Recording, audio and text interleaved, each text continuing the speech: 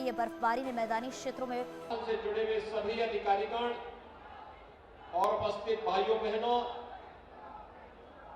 एक साथ लगभग 2000 करोड़ रुपए की परियोजनाओं का लोकार्पण और शिलान्यास मछली शहर में जौनपुर वासियों के लिए और पूर्वी उत्तर प्रदेश वासियों के लिए भी यहां पर भारत सरकार के लोकप्रिय और यशस्वी सड़क परिवहन और राजमार्ग मंत्री माननीय श्री नितिन गडकरी जी ने किया है। मैं जौनपुर की धरती पर उत्तर प्रदेश के नागरिकों की ओर से उनका हृदय से स्वागत करता हूं, अभिनंदन करता हूं।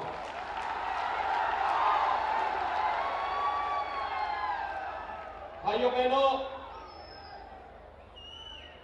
आदरणीय प्रधानमंत्री श्री नरेंद्र मोदी जी के नेतृत्व में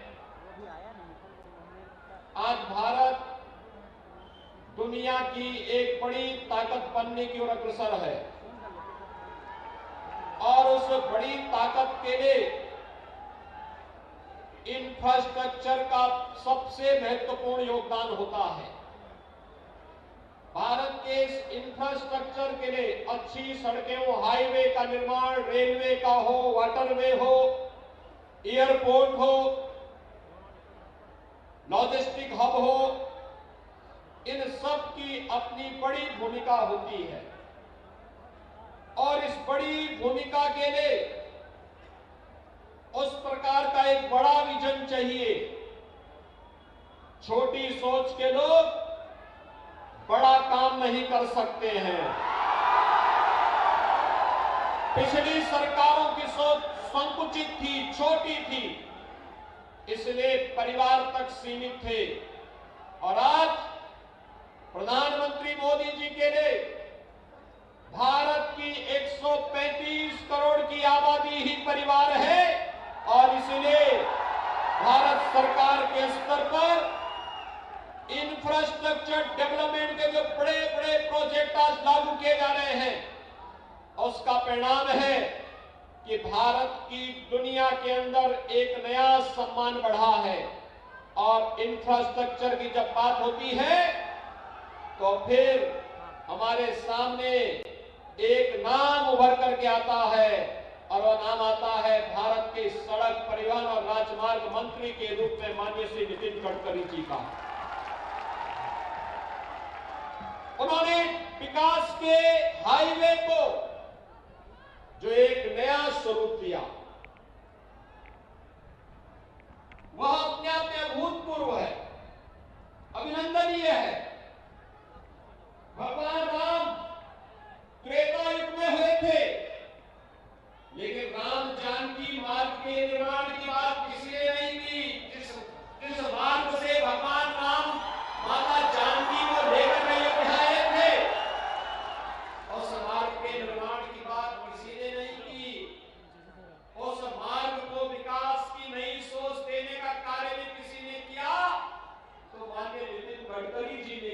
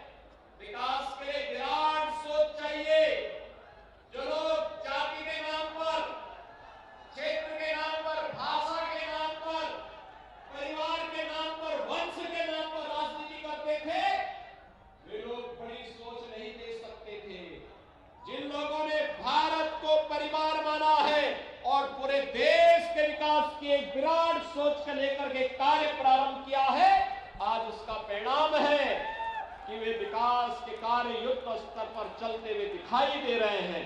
और भाइयों बहनों, ये सोच इसलिए भी महत्वपूर्ण हमारे लिए है क्योंकि भारत को दुनिया की एक बड़ी ताकत के रूप में जो उभरना है, अब भारत नहीं जो दुनिया का पिछलग्गू होगा, अब ये नया भारत है और नए भारत के लिए, नए उत्तर प्रदेश को बनाने के लिए 2017 में आप सबने प्रधानमंत्री मोदी जी के आह्वान पर भारतीय जनता पार्टी को अपना आशीर्वाद दिया था।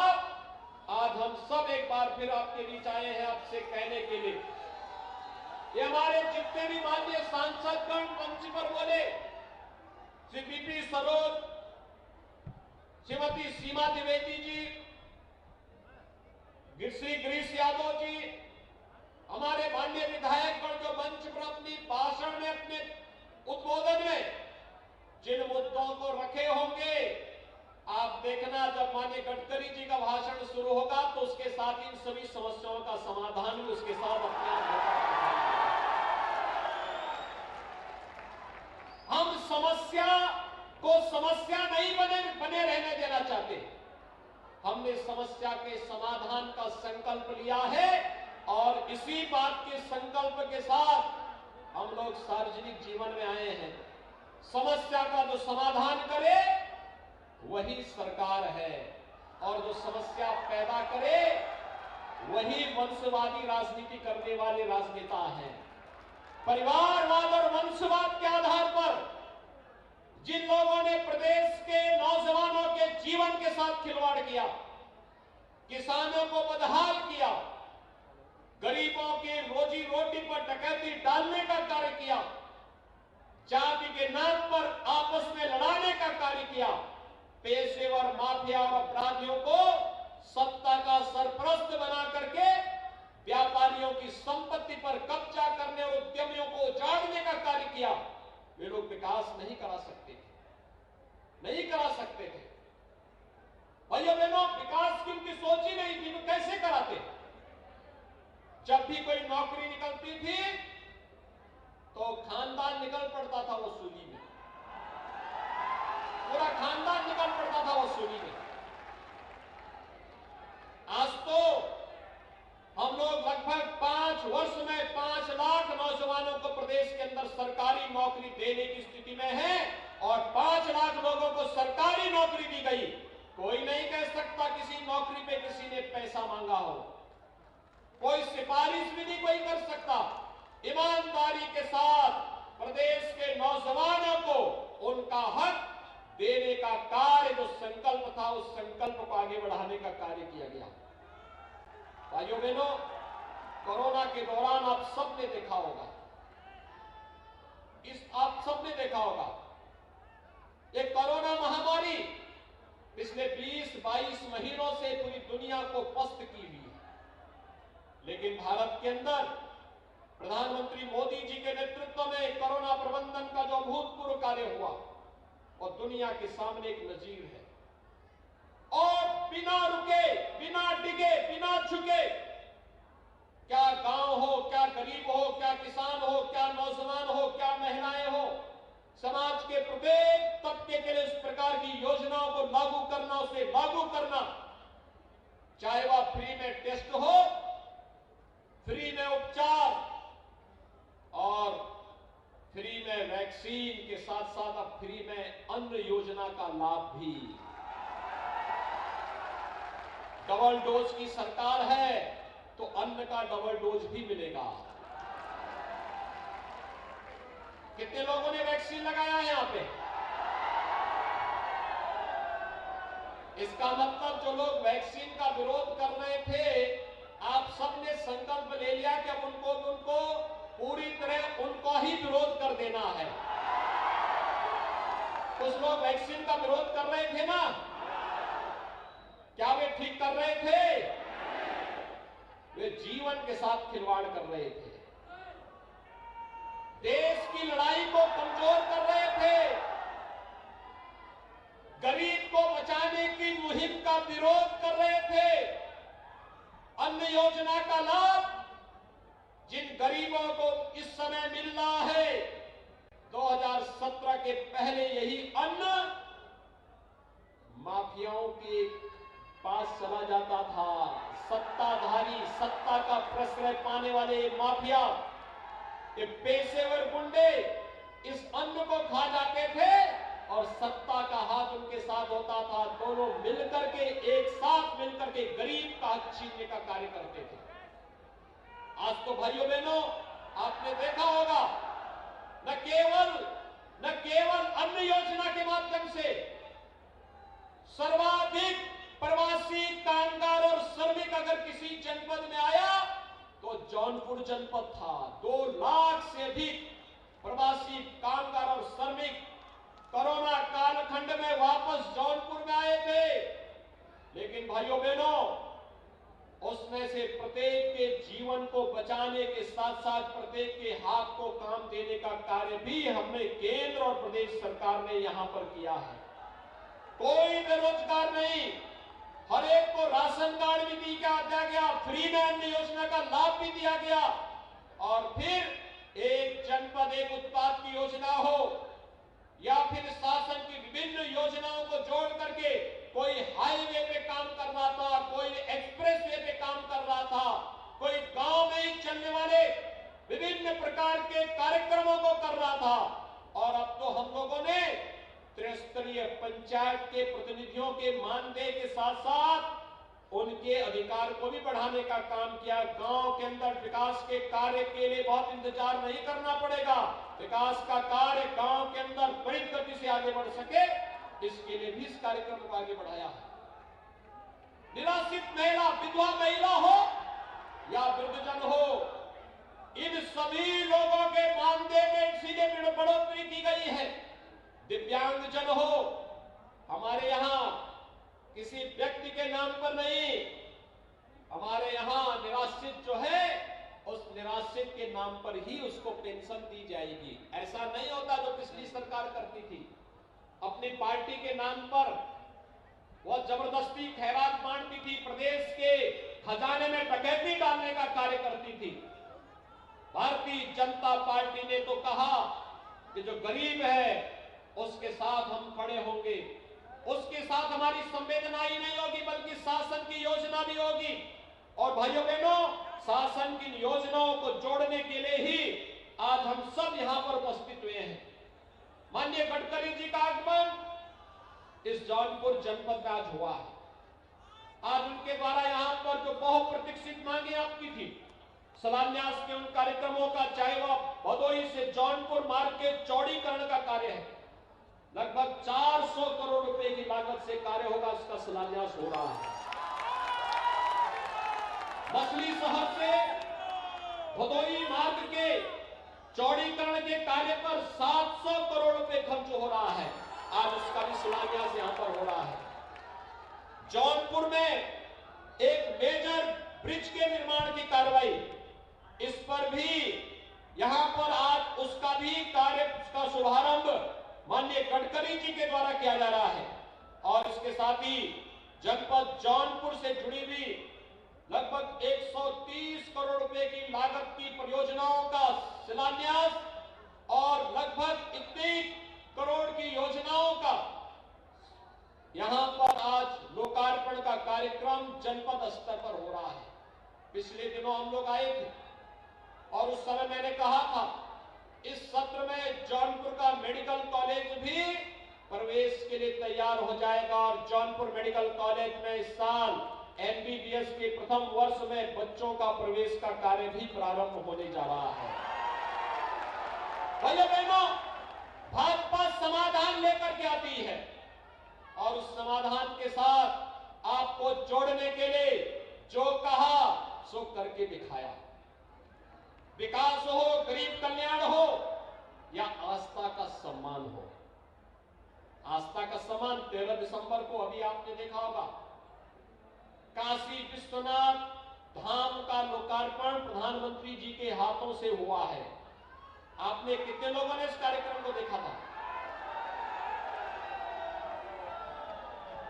कितना भव्य कार्यक्रम था। और प्रधानमंत्री जी जब आए तो पहले गंगा जी में डुबकी लगा करके मां गंगा के प्रति अपनी आस्था को व्यक्त किया। फिर बाबा विश्वनाथ जी का अभिषेक किया और फिर शिव जी की पूजा के बाद श्रमिकों का सम्मान किया। आपने देखा पहले कभी श्रमिकों का सम्मान होते हुए कभी देखा था? पिछली सरकारें करती थी क्योंकि उनको फुर्सत नहीं थी, गरीब की चिंता नहीं थी। पिछली सरकारें श्रमिक का मानदेय और उसका स्वयं के पारिश्रमिक पर ही डकैती डाल देती थी। इस समय तो श्रमिक का भी सम्मान हो रहा है, किसान का भी सम्मान हो रहा है, युवा का भी सम्मान हो रहा है, बहन बेटियों को भी सम्मान किया जा रहा है और हर एक तबके को सम्मान देते हुए एक भारत श्रेष्ठ भारत की परिकल्पना को साकार किया जा रहा है। और भाइयों बहनों, काशी विश्वनाथ धाम उसका उदाहरण है। शिव की पूजा भी होगी तो राष्ट्र निर्माण में अपना खून पसीना लगाने वाला श्रमिक भी हमारे लिए सम्मानित होगा और उसको भी मंच से सम्मानित करने का कार्य होगा। प्रधानमंत्री मोदी जी ने काशी में यही किया। अयोध्या में राम जन्मभूमि पर भगवान राम के भव्य मंदिर निर्माण की कोई बात ही नहीं करता था पहले। आज आप देखते होंगे अयोध्या में भगवान राम का भव्य मंदिर के निर्माण का कार्य भी प्रारंभ हो चुका है। भव्य मंदिर के निर्माण का कार्य प्रारंभ हो चुका है। 2023 के अंत तक रामलला अपने भव्य मंदिर में विराजमान होंगे। हम सबको आशीर्वाद देंगे। हमारी पीढ़ी इस बात के लिए सौभाग्यशाली है कि प्रभु राम के मंदिर को अपनी आंखों के सामने हम सब बनते हुए देख रहे हैं। प्रभु राम को, भगवान राम के भव्य मंदिर में विराजमान होते हुए भी हम सब अपनी आंखों से देखेंगे। यही है नया भारत का नया उत्तर प्रदेश। यहां विकास भी होगा, बड़े बड़े प्रोजेक्ट भी बनाए जाएंगे, रोजगार के साथ उसको जोड़ने का कार्य भी होगा, गरीब कल्याण के कार्य भी होंगे, आस्था का सम्मान भी होगा और पेशेवर गुंडे और अपराधियों के खिलाफ एक तरफ बुलडोजर सड़क बनाने का काम करेगा, दूसरी तरफ उन माफियाओं की छाती में भी चढ़ाने का काम करेगा। 4.5 वर्ष में कोई दंगा यूपी में नहीं होता है और यही नया यूपी है। क्योंकि जब दंगा नहीं होगा, अपराध नहीं होंगे तो बड़े बड़े उद्योगपति यहां निवेश करने के लिए आएंगे। निवेश होगा तो रोजगार पाएंगे, यहां का नौजवान यहीं पर रोजगार पालेगा। और भाइयों बहनों, आज इस बड़े कार्यक्रम के साथ आप सबको जोड़ने के लिए माननीय श्री नितिन गडकरी जी, जिन्होंने उत्तर प्रदेश को पिछले 7-7.5 वर्ष के दौरान लगभग 3 लाख करोड़ रुपए की प्रोजेक्ट यूपी को दिए हैं, जिन पर कार्य युद्ध स्तर पर चल रहा है। और आज भी हजारों करोड़ रुपए के प्रोजेक्ट को यहां पर शिलान्यास के साथ और लोकार्पण के साथ जोड़ने के लिए वे स्वयं जौनपुर में आए हैं। उनके स्वयं के संसदीय क्षेत्र में उनका कार्यक्रम चल रहा है, लेकिन जौनपुर वासियों से और पूर्वी उत्तर प्रदेश वासियों के प्रति अपनी आत्मीयता को दिखाने के लिए वे आज स्वयं वहां से यहां आए हैं। कार्यक्रम के बाद फिर सायंकाल वापस फिर अपने संसदीय क्षेत्र में जाएंगे। मैं इस अवसर पर एक बार फिर से माननीय नितिन गडकरी जी का जौनपुर वासियों की ओर से, मछली शहर वासियों की ओर से और पूर्वी उत्तर प्रदेश और उत्तर प्रदेश के नागरिकों की ओर से हृदय से स्वागत करता हूं, अभिनंदन करता हूं। आप सब मेरे साथ बोलेंगे, नमः पार्वती पतिये हर हर, भारत माता की जय जय श्री राम।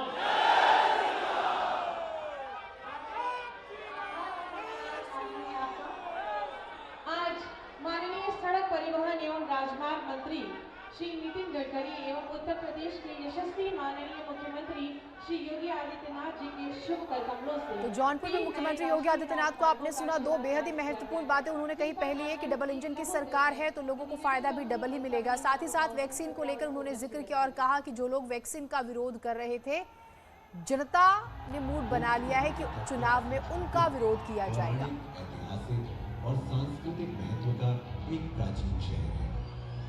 माननीय प्रधानमंत्री श्री नरेंद्र मोदी जी के कुशल नेतृत्व में भारत सरकार द्वारा राष्ट्रीय राजमार्गों के माध्यम से जौनपुर के विकास को नई दिशा देने के लिए कई महत्वपूर्ण परियोजनाओं पर काम किया जा रहा है, जिनके माध्यम से जौनपुर में कनेक्टिविटी और व्यापार में वृद्धि होगी। आज माननीय सड़क परिवहन एवं राजमार्ग मंत्री श्री नितिन गडकरी एवं माननीय मुख्यमंत्री योगी आदित्यनाथ के कर कमलों द्वारा 3 नए राष्ट्रीय राजमार्गों का शिलान्यास किया जा रहा है, जिसमें 396 करोड़ की लागत से 38 किलोमीटर लंबे NH 135A भदोही मड़ियाहू जौनपुर मार्ग का निर्माण किया जा रहा है, जिसके अंतर्गत तो मुख्यमंत्री योगी आदित्यनाथ को आपने सुना।